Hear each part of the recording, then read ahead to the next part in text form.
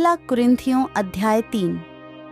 हे भाइयों, मैं तुमसे इस रीति से बातें न कर सका जैसे आत्मिक लोगों से, परंतु जैसे शारीरिक लोगों से और उनसे जो मसीह में बालक हैं।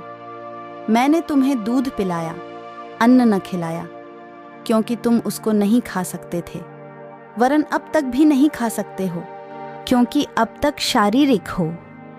इसलिए कि जब तुम में डाह और झगड़ा है, तो क्या तुम शारीरिक नहीं और क्या मनुष्य की रीति पर नहीं चलते? क्योंकि जब एक कहता है, मैं पौलुस का हूँ, और दूसरा, मैं अपुल्लोस का हूँ, तो क्या तुम मनुष्य नहीं? अपुल्लोस क्या है और पौलुस क्या है? केवल सेवक, जिनके द्वारा तुमने विश्वास किया, जैसा हर एक को प्रभु ने दिया। मैंने लगाया, अपुल्लोस ने सींचा, परंतु परमेश्वर ने बढ़ाया।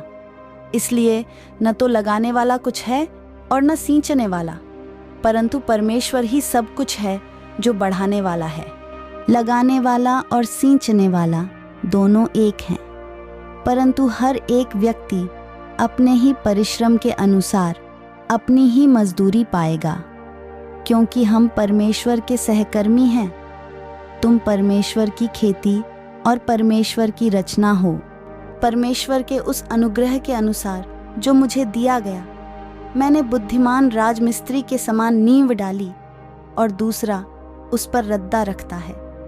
परंतु हर एक मनुष्य चौकस रहे कि वह उस पर कैसा रद्दा रखता है, क्योंकि उस नींव को छोड़ जो पड़ी है और वह यीशु मसीह है, कोई दूसरी नींव नहीं डाल सकता।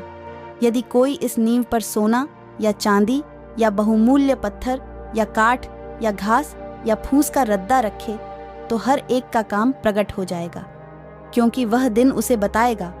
इसलिए कि आग के साथ प्रकट होगा, और वह आग हर एक का काम परखेगी कि कैसा है। जिसका काम उस पर बना हुआ स्थिर रहेगा, वह मजदूरी पाएगा। यदि किसी का काम जल जाएगा तो वह हानि उठाएगा, पर वह आप बच जाएगा, परंतु जलते जलते। क्या तुम नहीं जानते कि तुम परमेश्वर का मंदिर हो और परमेश्वर का आत्मा तुम में वास करता है? यदि कोई परमेश्वर के मंदिर को नष्ट करेगा, तो परमेश्वर उसे नष्ट करेगा, क्योंकि परमेश्वर का मंदिर पवित्र है और वह तुम हो। कोई अपने आप को धोखा न दे।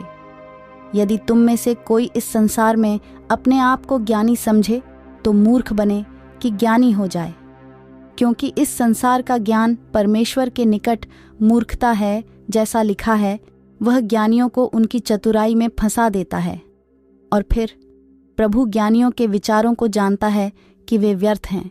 इसलिए मनुष्यों पर कोई घमंड न करे, क्योंकि सब कुछ तुम्हारा है। क्या पौलुस, क्या अपुल्लोस, क्या कैफा, क्या जगत, क्या जीवन, क्या मरण, क्या वर्तमान, क्या भविष्य, सब कुछ तुम्हारा है, और तुम मसीह के हो और मसीह परमेश्वर का है। हम आशा करते हैं कि आप सभी परमेश्वर के वचनों से आशीषित हो रहे हैं। इस बाइबल रीडिंग सीरीज से जुड़े रहने के लिए इस चैनल मसीह प्रेम सभा को सब्सक्राइब करिए। परमेश्वर आपको और आपके परिवार को बहुत आशीष दें। आमीन।